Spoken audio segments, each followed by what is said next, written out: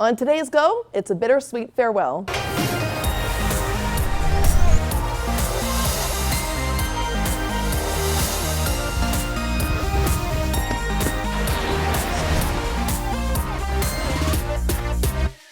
Welcome to a brand new episode of Go. I'm your host, Vanessa Ybarra, and today's show is an especially exciting one. It's actually my last show with Shaw TV. Pretty exciting news for myself. I've taken up a new broadcasting adventure in Kamloops, but rather than have a sob fest on today's show, I thought we'd use my last show to celebrate my top 3 stories I've covered here along the Sea to Sky, as well in between introduce you to some new stuff happening around town. So let's get started. Well, this first story was the second one I covered when I arrived here in Squamish in February of 2015. With the Sea to Sky known for its thrill-seeking sports, tongue twister, I too arrived with a thirst for adventure. As we find out in this story, ziplining is just what the doctor ordered. Its lines are the longest in Canada. Its speeds topping 100 kilometers an hour. This is Superfly Ziplines, something I'm about to try today. Hi. Good morning. How are you? Good, thanks. You here to do the Superfly? I am. All Here to right. do a zipline. This adventure is starting off an intimidating one. My only ziplining experience in Costa Rica 12 years ago. However, with Superfly operations 3 years injury-free, I willfully signed my name. Next, it's onto the scale. So if you could just bring your waiver over there, I just need to weigh you. Awesome. Ensuring I meet the 60 to 250 pound weight requirement. And with that, our adrenaline adventure begins. As the only year-round outdoor operation in Whistler, Superfly Ziplines is, well, super busy, busing around 250 thrill seekers such as myself daily to its base during summer peak season, close to 100 in the winter months. With excitement and nerves continuing to build, I arrive at Cougar Mountain ready to meet my guide. Great, thanks, Dean. You're welcome. Have a good time. Ah, hey, you must be Vanessa. Yeah. Steve-o. Steve-o, nice How's to it meet going? you. Welcome to Superfly Ziplines. Thank you so much. Cool, so this is the rest of your crew. You look like you're pretty much ready to rock and roll, so we'll just head on over to our harnessing deck and we'll get you ready to go Superfly. Awesome, sounds Perfect. good. Strapping on a custom-designed helmet and heavy-duty harness, this unique experience begins with its equipment. A lot of other zipline companies would use a climbing harness, which can be a little bit uncomfortable, you know, it cuts into you. So yeah, they're just really comfortable. You can sit back and relax and recline in them. So this is our little demonstration line here. So we've got the trolley on the line. Next we're going to get you clipped in. Unlike traditional zip lines constructed among tree lines, Superfly systems are embedded in the mountains themselves, allowing riders to soar that much higher and faster. With each line's speeds jumping from 0 to 70 kilometers an hour in under 30 seconds, its shock-loaded brake systems make for a smooth but sudden stop. So you do come in with quite a bit of speed. So what we like you to do is adopt this position with your legs up and your arms out straight holding the bar. So you're coming in like so. Geared and safetied up, it's time to fly. Our first stop, Z1. Reaching a peak of 640 feet off the ground, it's earned the reputation as Canada's highest zip line. I think you'll be blown away. It's a great feeling. You're whizzing through the air. You've got the beautiful views out there. So it's a pretty incredible experience. Only one way to find out. Ready, ready? All right. Here we go. I love you, Mom. Soaring between Rainbow and Cougar Mountain, wind ripping through my hair, the ride is as breathtaking as its creek and valley below. Each spin a new beauty to discover. How was your ride? Amazing. It was so smooth. Our initial fears now behind us, it's on to Z2. Spanning almost 1.3 kilometers, this too has earned the title of longest zipline in Canada. Each second of the minute-and-a-half soar towards Wedge Mountain, a marvel in itself. You're going for such a long time, you really get to experience the full thing. Sometimes with other things, they go so quickly, you don't actually get to really think about it. You don't get any of that feeling in your stomach when you're on a roller coaster. It's nothing like bungee jumping. You're kind of there and in the moment. It's a really freeing feeling. It's a way to feel like a bird, see the beautiful sights. It's amazing. That's the really cool thing about out here. We get a lot of people who are coming up from Vancouver and the city and stuff like that, so we're kind of taking them outside of their comfort zone. Enjoy your ride! Just the amount of acceleration that you get off of it is just phenomenal. It's like nothing else. As we completed our fourth and final zipline of the day back to home base, it was all smiles for this crew. With flyers flocking from all across the world to try out these lines, for Steve-o and his group, it's about helping timid travelers overcome fear all the while showcasing the best Whistler has to offer. How was it? It was amazing. So Nice. great. Okay, you can let go and step down. Awesome. All right. Thank you so much, Thibaut. No problem. Nice one. Best way to see Whistler, guys.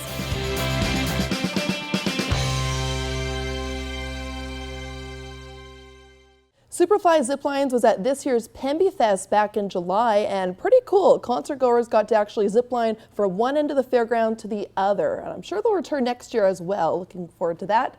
So if you'd like to visit the group, just visit the link on the bottom of the screen. All right, well, while we're on the topic of movement, soccer may not be as thrill-seeking as ziplining, but nonetheless, it's still great physical activity for those old and young. And turns out there's a new mini pitch in Squamish that, thanks to the Vancouver Whitecaps, is bringing a whole new level of excitement to the sport. It was an unveiling that for these soccer fanatics couldn't come fast enough. It's amazing. We're going to be putting that to good use. I love it. Players from the Squamish Youth Soccer Association gathered with coaches, parents, and Vancouver Whitecaps representatives, including President Bob Lenarduzzi, to celebrate the unveiling of the city's first mini pitch at Brennan Park. It's great. I was born in East Vancouver, and we didn't have this kind of opportunity when I was their age. So nice that they're out. SYSA is very excited for its players to use the pitch to train. It's a great addition to the facilities we have out here, and we're lucky to have it. I think we're one of the only areas in Canada to have this pitch, so it's pretty cool. The project is a joint partnership between the Whitecaps, MLS Works, Canada Soccer, Southern New Hampshire University, and Adidas. Their goal? To build 20 mini pitches in underdeveloped soccer communities across North America so kids have a safe place to play sport. It was kind of approached to us. The Whitecaps, I believe, approached us and told us that there's a possibility of this grant money from MLS Soccer and the other sponsors. And so then we kind of talked about it as a board, and it sounded like a good idea. This blue and white mini pitch took about 2 months to build on what was once a parking lot. With close to 1,000 kids registered with the Squamish Youth Soccer Association this year, that number is only expected to grow as the city's population does, which means you can expect plenty of feet to be hitting this pavement this fall. We're super excited about this mini pitch and watching the kids play on it. The smaller sided field is great. I mean, the majority of our kids are in the younger age groups, kind of U12 and under, so having an additional facility that can be used at all times of the year is great. There's over 100,000 registered kids playing the game in British Columbia, and from a participation point of view, that's significantly more than any other sport. I'm sure it's going to get put to good use, and we're delighted to be a part of bringing this to Squamish. Soccer celebrations didn't end there. Squamish's Ryan Blasis was also awarded a surprise full college scholarship to Southern New Hampshire University. 3, 2, 1, go! With the kids then breaking in the pitch for a fun game with Whitecaps goalkeeper David Osted. Playing something called Lightning, which I'm not sure what is yet, but I'm excited to see what they got for me. These pitches makes everything for the kids. It's kind of an education for them as well. It's physical education, and they get to spend time with their friends, make bonds, and learn the game of soccer, which is great. You don't have to have a lot of money to purchase equipment to play. You just need a pair of boots, your uniforms, a ball, and a team to play against, and away you go. It's a sport that provides a lot of opportunity. We just want to continue to foster that and continue to grow the sport in British Columbia and Canada. Coming up, the street that has no name. A collection of street names needs a little bit of balance, so we need our quirky names. We find out the story behind this Squamish mystery.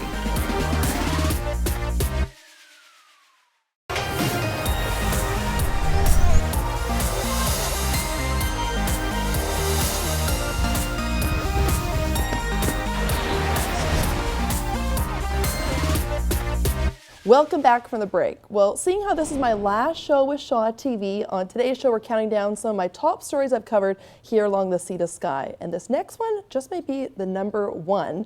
When I arrived in Squamish close to 2 years ago or so, I kept passing by this one road called No Name Road.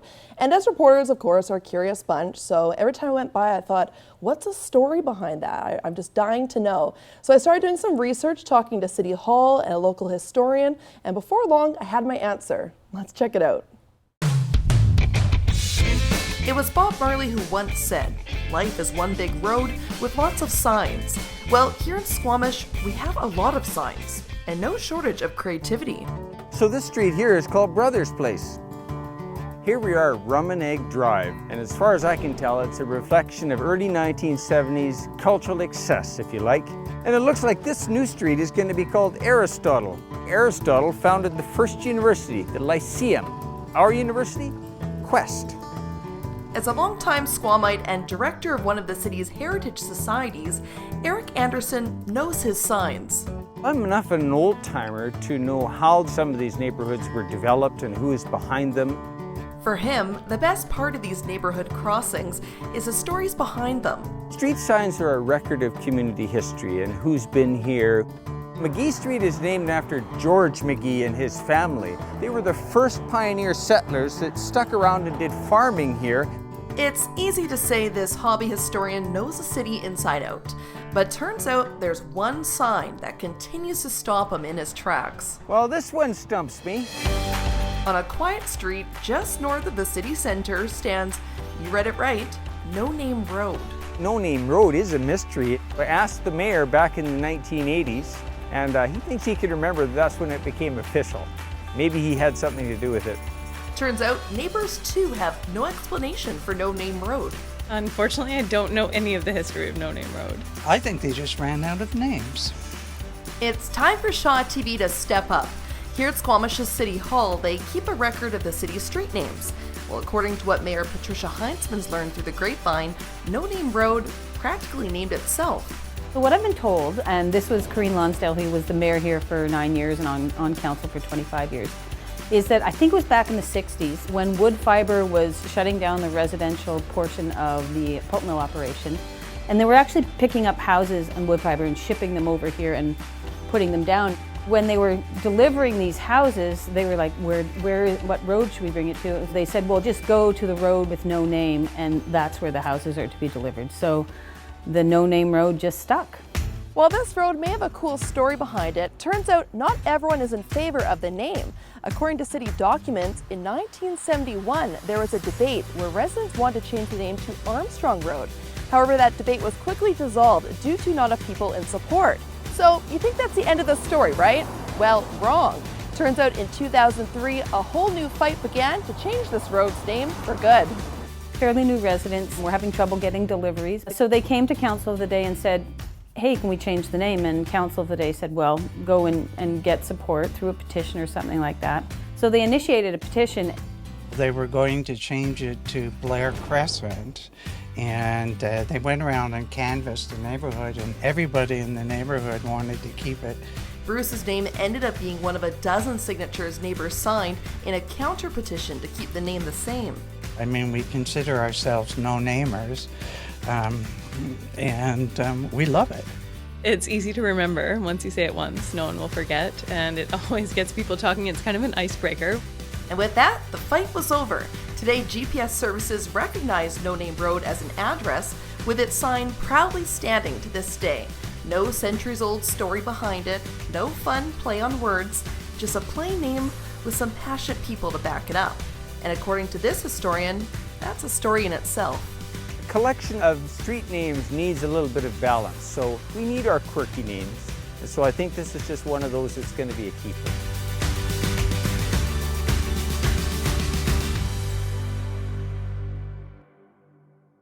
No Name Road is a pretty quirky name, but up in Whistler, I'd say they take the cake. They got names for roads such as Castle Drive, Beaver Lane, and my all-time favorite, Crazy Canuck Drive. So if you spot any more along the Sea to Sky we should see for ourselves, you can reach out to us on Twitter at Shaw TV, Sea to Sky. All right, well, moving along here, speaking of words, well, for most of us, we take the English language for granted. For a group up in Whistler, simply being able to read and recite words such as cat and house is a huge celebration. As we find out, it's all thanks to a unique English class in town.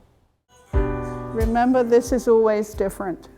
Third person singular, right? So if there's one person who knows a thing or two about languages, it's Carol Stretch. He, she, it. Likes. I have lived in a number of countries.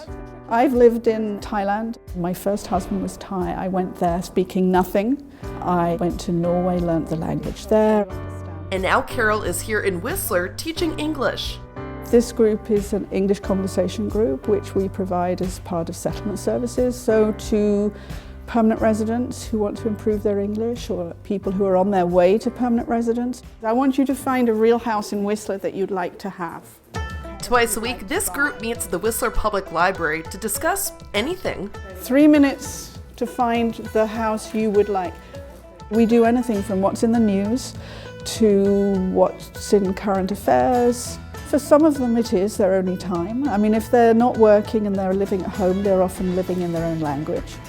For others, they're probably working in an English-speaking environment, but this is their opportunity to check things out, to actually stop and try to improve. Romina moved to Whistler to be closer to her husband 4 years ago, knowing absolutely no English was terrible.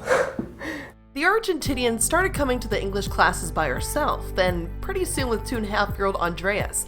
Before long, she was picking up greetings, basic nouns, verbs, with this little guy not far behind. When you have very good people to help you, it's more easy. Now I'm better than the first day. 20% of Whistler's population is immigrants, with Canada welcoming an average of 200,000 every year.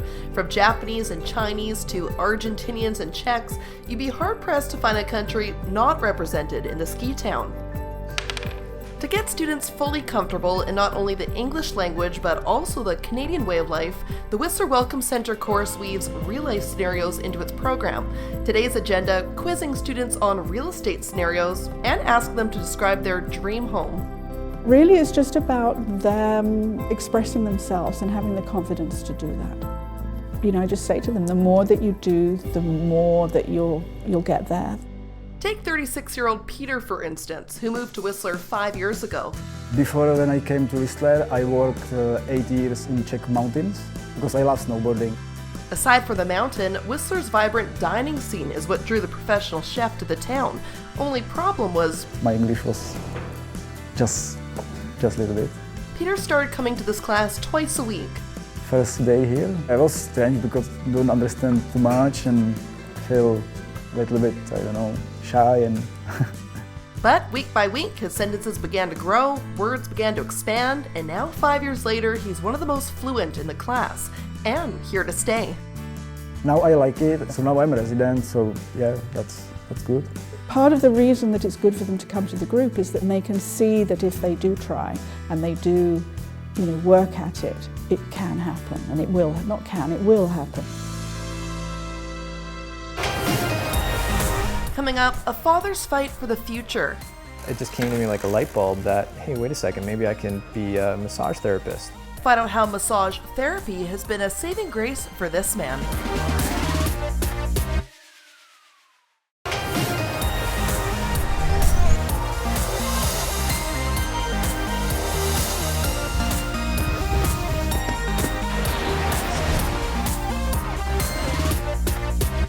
Welcome back to Go, only on Shaw TV. Well, whether you're carving turns up in Whistler in wintertime or taking in the beautiful fall leaves around Brome Lake or 1 Mile Lake in Pemberton, there's no denying we live in one of the most beautiful places in the world. Am I right? Well, imagine you couldn't actually see that beauty. Well, last spring, I received an email from one man facing just that. Curious to hear his story, we sat down with him in North Vancouver to learn how he's using his disorder to heal others. A monkey among us. It's a special time between a father and daughter. Monkey among a fungus. I'm the one who reads sometimes. The hippopotamus hopped on a bus. An enjoyment that no toys or trips can compete with. A monster! For 40-year-old Patrick Rennie, it's these moments reading a story with his daughter Hayden that hold an extra special place in his heart. That's because Patrick is slowly going blind. I have choroideremia. What it is a inability to produce a protein called REP1. And REP1 is an essential protein that's needed for healthy corticocapillary function in the choroid of the eye. Imagine like a irregular shaped donut ring that forms around the center of your eye. So at the extreme outside, you don't notice anything, and in the middle, you don't notice anything, but somewhere in between, you start to notice that there's this loss of vision. With the rare condition running in his family, Patrick too was diagnosed at the early age of 13. With his night vision almost completely gone by his early 20s, the Nova Scotia native quickly packed his bags to head out west. Kind of thought, well, I want to be able to see as much as I can now while I still can. That adventure turning into spending the next 17 years snowboarding and working in the resort hospitality industry in Banff, Whistler, and Vancouver, Patrick meeting his wife Jenna along the way. While happy times with his peripheral and depth of vision also taking a significant dive 5 years ago, a lingering worry began to develop behind that signature smile. When you're working in hospitality and working in hotels, you're transitioning from different environments very quickly. You could be working behind a front desk, have to park a car. It started becoming noticeably more difficult just trying to navigate those different environments. Along with giving up driving, the North Vancouverite switched to an IT job in 2014 to ease his eye strain. However, after being laid off earlier this year, the husband and father's future had never been more unclear. At that point, I was sort of at a loss. I didn't know what I was going to do moving forward. And then one day, this 7.5-year-old changed everything. My daughter climbed up on my back here on the couch and started rubbing my shoulders. And she said, I'm going to give you a massage now, Dad. It just came to me like a light bulb that, hey, wait a second, maybe I can be a massage therapist. And with that, Patrick enrolled in the Vancouver College of Massage Therapy program, spending almost every waking moment reading as much as he could ahead of the course while his eyes allowed him. However, turns out there was yet another hurdle to overcome. I had to think, how am I going to pay for that tuition cost, because it's over $30,000 including all the fees. Patrick deciding to launch his own GoFundMe campaign to raise money for his studies. Right away, people started donating, people that I am close with and people that I haven't heard from in years. Those acts of kindness quickly totaling almost $10,000 within a few months. With donations continuing to grow every week, so does this now students' appreciation. I had no idea when I started this campaign how successful it would be, and it's just all thanks to the generosity of people who have come together. I just can't thank them enough. With plans to start his 20-month program in August, thanks to his daughter and others, this once fearful dad's future has never looked so optimistic. Still, it's a lingering fear of one day not being able to see this smile that no amount of money or education can replace. I'm gonna beat you this time. For Patrick, and most parents for that matter, it's about enjoying the moment. I think it goes right there. Oh, here, let me move my finger so it's out of the way. For me, it's just been a fact of life.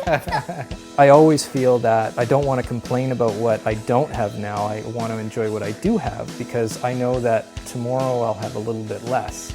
I'm gonna race you. Oh, no, don't. It's just second nature, really, just to enjoy what I have now. To donate to Patrick's campaign, visit the GoFundMe link on the bottom of your screen.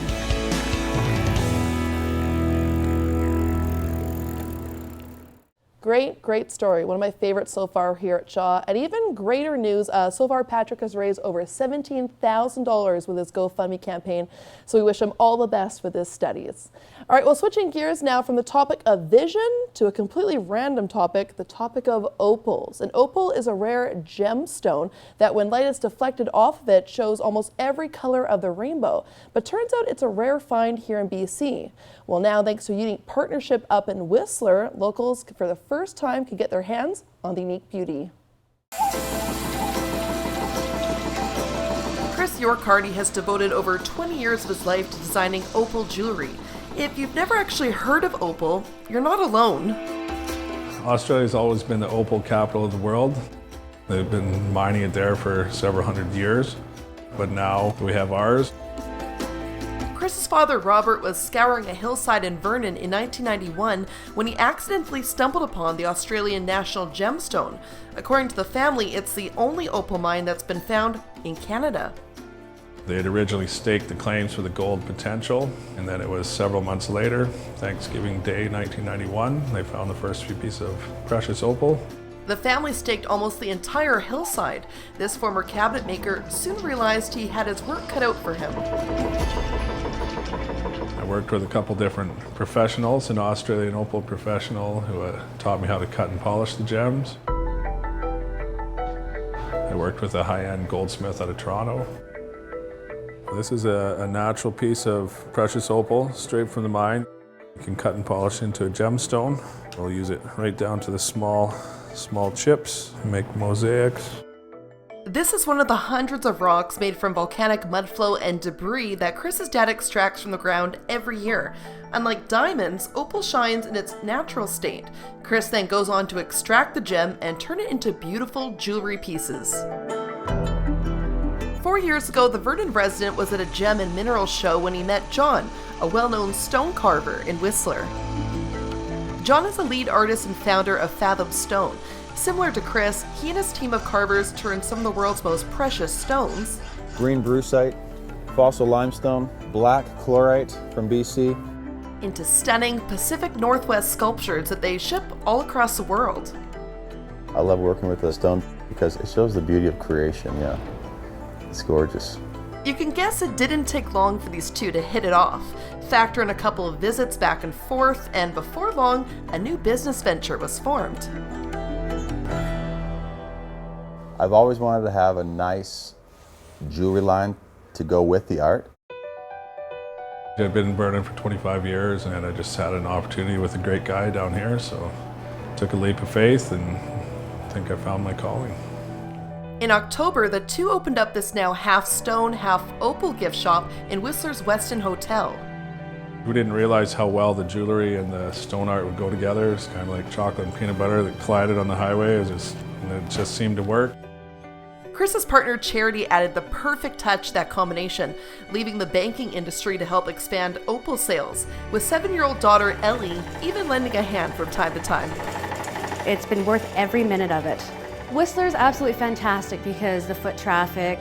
We offer pendants, earrings. We also offer wholesale Inuk shooks. We have stone bears. It's something special to look at, you know. I feel special when he's given me an opal and to be able to cherish a little piece of the earth. You know, it's beautiful. For this seasoned jewelry designer, his fascination with this rare BC gem is one that will never fade. There's no two exactly the same, and you can kind of, it's like anything, you can perfect yourself as you go and just keep getting better at it. Whistler visitors now taking a piece of his heart wherever they go. I just discovered that opal comes from the Latin word opalus, which means change of color. Very fitting and very interesting. Look for that jewelry up in Whistler for sure. All right, well, that wraps up our show here on Go, looking at some of my favorite stories I've covered here the last 2 years or so. And let us know, what are some of your favorite stories we've covered as well? You can reach out to us on Twitter and on Facebook. And personally, just for myself, I just want to say thanks to all of our viewers for watching our show, calling us, emailing us with story ideas. It really has meant a lot to me, and it's been a great ride with more adventures to come, I'm sure. So thanks for watching.